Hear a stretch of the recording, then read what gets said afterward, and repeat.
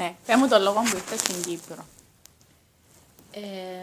Ήρθα στην Κύπρο επειδή στη Βουλγαρία τα πράγματα είναι δύσκολα και τα λεφτά που παίρναμε στις δουλειές που δουλεύαμε είναι 300 λέβα, δηλαδή 150 ευρώ, και τα λεφτά που παίρνεις εδώ για μια απλή δουλειά είναι τα διπλάσια.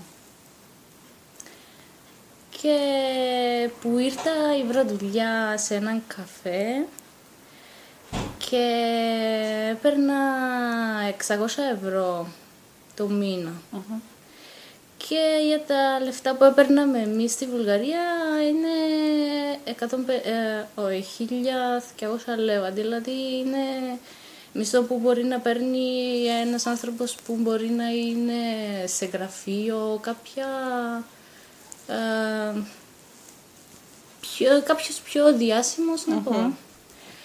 Και γι' αυτό το λόγο έμεινα, επειδή μου άρεσε και τα λεφτά που έπαιρνα ήταν αρκετά για να μπορώ να βοηθώ στους δικούς μου και να περνώ και εδώ.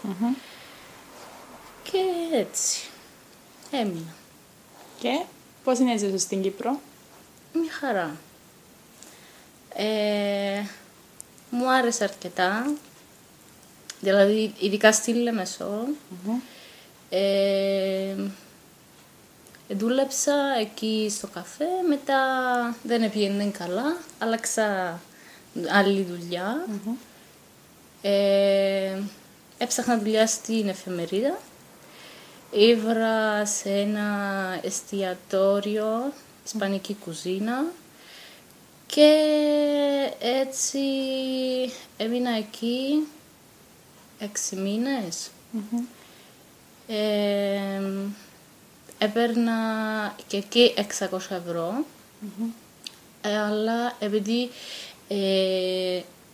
χρειάστηκα παραπάνω λεφτά και δεν έπαιρνα τα off που δικαιούμαι, και έπαιρνα άλλο 50 ευρώ το μήνα για τα off που δεν... Ναι. Και μετά αυτό δεν μου άρεσε, ήθελα να σταματήσω, μου προτίμησαν, πώς το λένε. Προτείνω.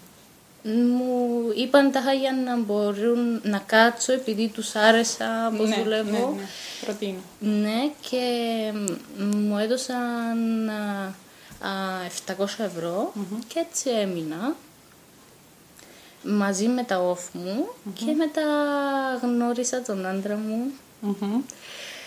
Κάτσαμε εκεί άλλο 6 μήνες και μετά σταματήσαμε. Βασικά εγώ σταμάτησα